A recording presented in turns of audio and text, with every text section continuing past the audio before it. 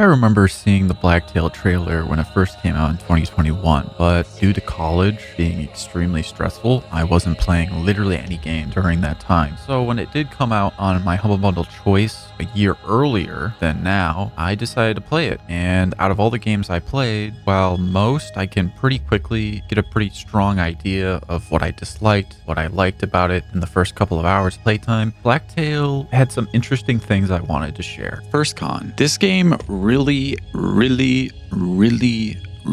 did not want me to play it. It was actually kind of baffling. To give you an idea, here's a list that I've made of some of the things that the game did to make me mad. So you have a nice cutscene, which is kind of like the salad dressing of your beginning journey, and that was fine. But as soon as that cutscene ends, they shove so many pop-up tutorials down your throat that it is ridiculous. It is like I am playing, Impure to Rome, and when I first started up that game, there was an hour and 30-minute tutorial to watch on how to play the game, and it wasn't even built into the game. It was just a URL link to a YouTube video, and honestly, this game felt like that to me. It made me stop playing it for 2 days, as I was just not in the mood to read for 30 minutes straight. This is hyperbolic, of course, but it was so many pop-ups that it realistically made me not give a shit. But it does info dump you several systems with no in-game transitions, so it does make it feel like I had to do chores for a long time before I did anything in Blacktail. Fortunately, future mechanics in the game are paced well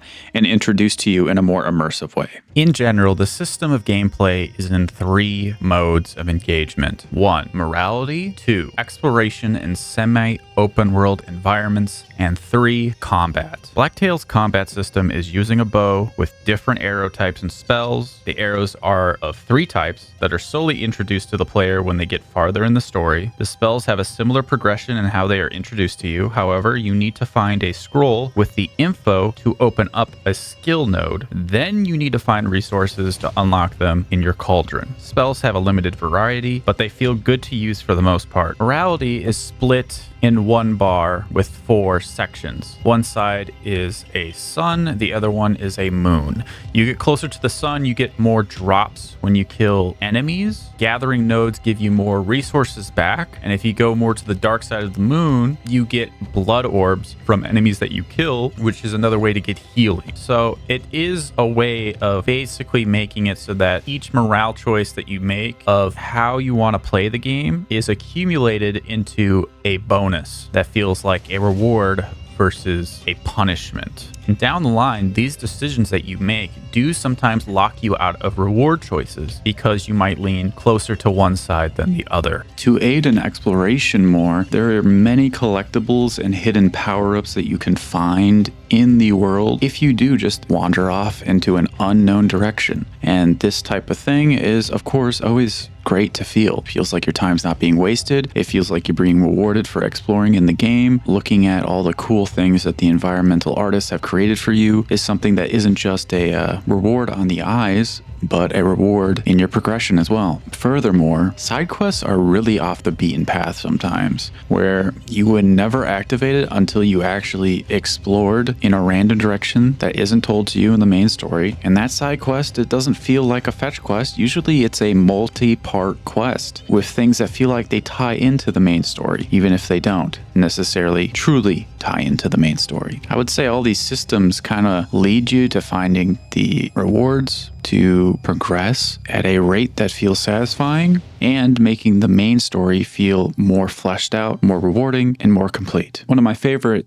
collectibles in this game are ambers, where you find bugs, of course, collected in ambers, and when you bring them to your cauldron, you actually get video lore of your past and other things that kind of explain truth of what happened in your character's past. And this type of stuff I've never really seen in a video game, where the collectibles had full-on videos of really well animated short film-esque narrations of your past and of the history of the world that you're in. But it did make the game feel way more alive and real, and I don't think I've ever had this in any other game that I played. Speaking of story though, this is where it gets to my next topic. Story and style is very much the strongest thing that Blacktail has to offer for me. The characters talk to you in riddles, and the protagonist has an almost induced sociability that reminds me of how Alice is in Alice in Wonderland, and how those interactions go when characters talk to each other.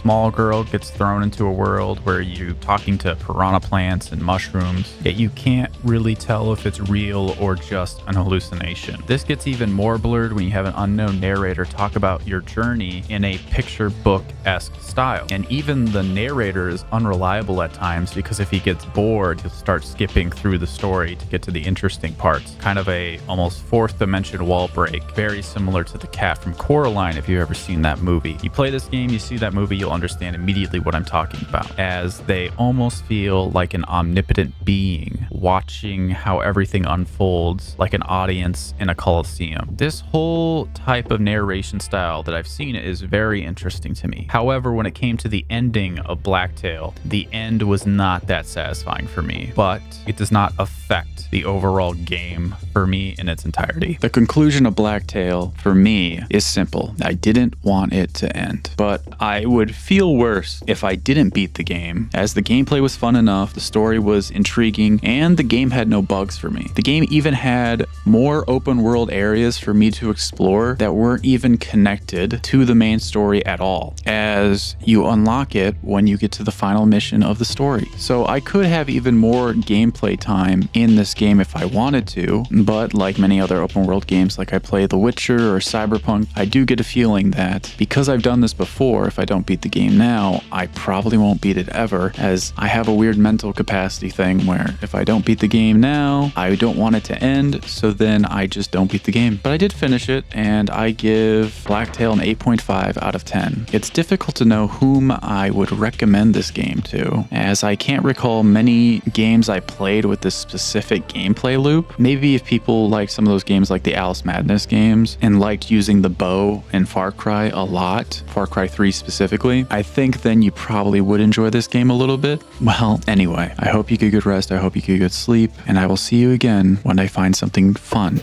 to share with you. Peace.